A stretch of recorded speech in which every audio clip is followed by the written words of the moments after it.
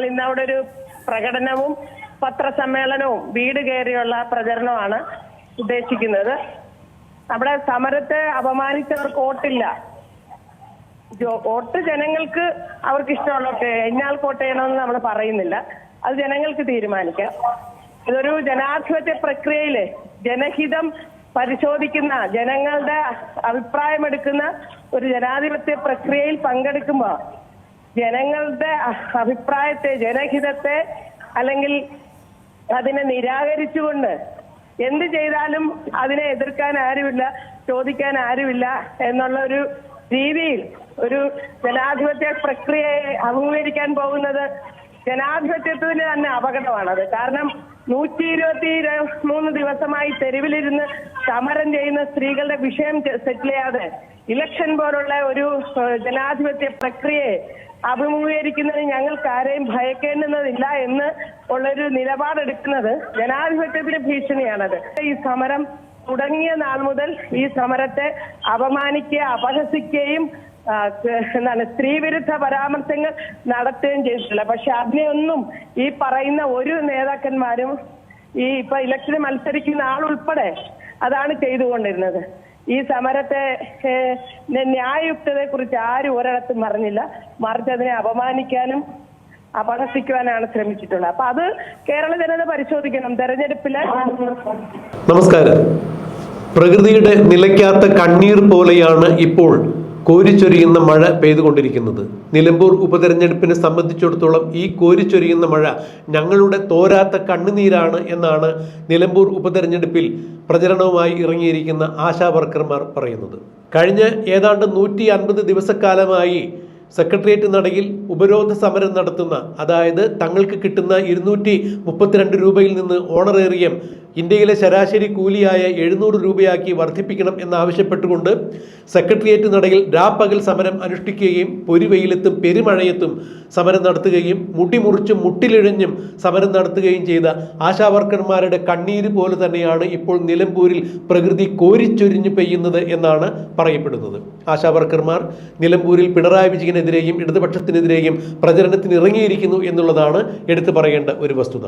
എന്നാൽ നിലമ്പൂരിലെ സമ്മതിദായകരോട് ആശാവർക്കർമാർ ഒരേ ഒരു കാര്യം മാത്രമേ പറയുന്നുള്ളൂ: നിങ്ങൾക്ക് ഇഷ്ടമുള്ളവർക്ക് നിങ്ങൾക്ക് വോട്ട് ചെയ്യാം, ആർക്ക് വോട്ട് ചെയ്യണം എന്നുള്ളത് ഞങ്ങൾ പറയുന്നില്ല. എന്നാൽ എന്തുകൊണ്ടാണ് പിണറായി വിജയനും CPM-നും വോട്ട് ചെയ്യരുത് എന്ന് ഞങ്ങൾ പറയുന്നത് നിങ്ങളൊന്ന് ചെവിക്കൊള്ളണം.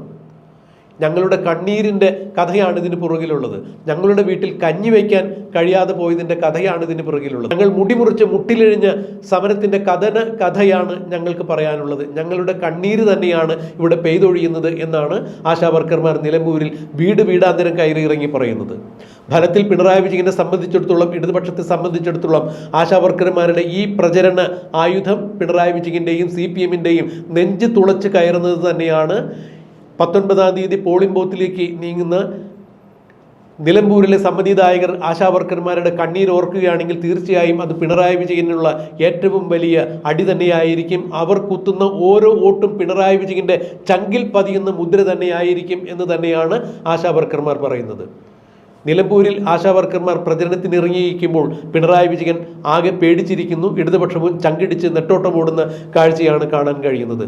ആശാവർക്കർമാർ എന്ത് പ്രചരണം നടത്തിയാലും ഞങ്ങൾക്കത് വിഷയമല്ല എന്നൊക്കെ ഭംഗിവാക്കോടുകൂടി M സ്വരാജും പിണറായി വിജയനും പറയുന്നുണ്ടെങ്കിൽ CPM-ൻ്റെയും ഇടതുപക്ഷത്തിൻ്റെയും ഉള്ളിൽ തീയാളുന്നത് ഈ പെരുമഴയത്തും നിലമ്പൂരിലെ ആളുകൾക്ക് കാണാൻ സാധിക്കുന്നു എന്നുള്ളതാണ് മനസ്സിലാക്കാൻ കഴിയുന്നത്. ആശാവർക്കർമാരുടെ വാക്കുകൾ നിലമ്പൂരിലെ സമ്മതിദായകർ കണക്കിലെടുക്കും. പിണറായി വിജയൻ്റെ പിണറായിസത്തിനെതിരെ കൃത്യമായി തന്നെ ജനം വിധി എഴുതും എന്ന് തന്നെയാണ് പറയാൻ കഴിയുന്നത്. ആശാവർക്കർമാർ വീടാന്തരം കയറി നിലമ്പൂരിൽ നടത്തുന്ന പ്രചരണത്തിന്റെ പ്രസക്ത ഭാഗങ്ങൾ നമുക്കൊന്ന് കാണാം. നമ്മള് ഒറ്റ ദിവസത്തെ ഒരു പരിപാടിയാണ്. നമ്മൾ ഇന്ന് അവിടെ ഒരു പ്രകടനവും പത്രസമ്മേളനവും വീട് കയറിയുള്ള പ്രചരണമാണ് ഉദ്ദേശിക്കുന്നത്. അവിടെ സമരത്തെ അപമാനിച്ചവർക്ക് വോട്ടില്ല. വോട്ട് ജനങ്ങൾക്ക് അവർക്ക് ഇഷ്ടമുള്ളവർക്ക് ഇന്നാൾ വോട്ട് ചെയ്യണമെന്ന് നമ്മൾ പറയുന്നില്ല. അത് ജനങ്ങൾക്ക് തീരുമാനിക്കാം. ഇതൊരു ജനാധിപത്യ പ്രക്രിയയില് ജനഹിതം പരിശോധിക്കുന്ന, ജനങ്ങളുടെ അഭിപ്രായമെടുക്കുന്ന ഒരു ജനാധിപത്യ പ്രക്രിയയിൽ പങ്കെടുക്കുമ്പോൾ ജനങ്ങളുടെ അഭിപ്രായത്തെ, ജനഹിതത്തെ അല്ലെങ്കിൽ അതിനെ നിരാകരിച്ചുകൊണ്ട് എന്ത് ചെയ്താലും അതിനെ എതിർക്കാൻ ആരുമില്ല, ചോദിക്കാൻ ആരുമില്ല എന്നുള്ള ഒരു രീതിയിൽ ഒരു ജനാധിപത്യ പ്രക്രിയയെ അഭിമുഖീകരിക്കാൻ പോകുന്നത് ജനാധിപത്യത്തിന് തന്നെ അപകടമാണത്. കാരണം 123 ദിവസമായി തെരുവിലിരുന്ന് സമരം ചെയ്യുന്ന സ്ത്രീകളുടെ വിഷയം സെറ്റിൽ ചെയ്യാതെ ഇലക്ഷൻ പോലുള്ള ഒരു ജനാധിപത്യ പ്രക്രിയയെ അഭിമുഖീകരിക്കുന്നതിന് ഞങ്ങൾക്ക് ആരെയും ഭയക്കേണ്ടുന്നതില്ല എന്ന് ഉള്ളൊരു നിലപാടെടുക്കുന്നത് ജനാധിപത്യത്തിന് ഭീഷണിയാണത്.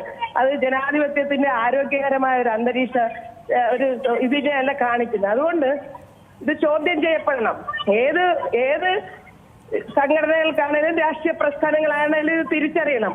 അപ്പൊ അതുകൊണ്ട് നിങ്ങൾക്ക് എല്ലാവർക്കും അറിയാവുന്ന പോലെ ഈ സമരം തുടങ്ങിയ നാൾ മുതൽ ഈ സമരത്തെ അപമാനിക്കുക, അപഹസിക്കുകയും സ്ത്രീവിരുദ്ധ പരാമർശങ്ങൾ നടത്തുകയും ചെയ്തിട്ടില്ല. പക്ഷെ അതിനെയൊന്നും ഈ പറയുന്ന ഒരു നേതാക്കന്മാരും ഇപ്പൊ ഇലക്ഷന് മത്സരിക്കുന്ന ആളുൾപ്പെടെ അതാണ് ചെയ്തുകൊണ്ടിരുന്നത്. ഈ സമരത്തെ ന്യായയുക്തതയെ കുറിച്ച് ആരും ഒരിടത്തും പറഞ്ഞില്ല. മറിച്ച് അതിനെ അപമാനിക്കാനും അപഹസിക്കുവാനാണ് ശ്രമിച്ചിട്ടുള്ളത്. അപ്പൊ അത് കേരള ജനത പരിശോധിക്കണം. തെരഞ്ഞെടുപ്പില് ഇല്ല, ഞങ്ങള് കേരളത്തിൽ രാഷ്ട്രീയ പ്രസ്ഥാനങ്ങൾ മാത്രമല്ല, കേരളത്തിലെ എല്ലാ ജനങ്ങളും ഈ സമരത്തെ പിന്തുണയ്ക്കുന്നുണ്ട്. സാമൂഹ്യ സാംസ്കാരിക നായകന്മാര്, മത നേതാക്കന്മാര് എല്ലാവരും ഈ സമരത്തെ പിന്തുണയ്ക്കുന്നുണ്ട്. എല്ലാവരോടുമാണ് ഞങ്ങൾ അഭ്യർത്ഥിക്കുന്നത്. കേരളത്തിലെ പൊതുജനങ്ങളോടാണ് അഭ്യർത്ഥിക്കുന്നത്. ഇല്ല, ഞങ്ങൾ അവിടുത്തെ ജനങ്ങളോട് ഞങ്ങൾക്ക് പറയാനുള്ള കാര്യങ്ങൾ ചെന്ന് പറഞ്ഞിട്ട് തിരിച്ചു പോരും.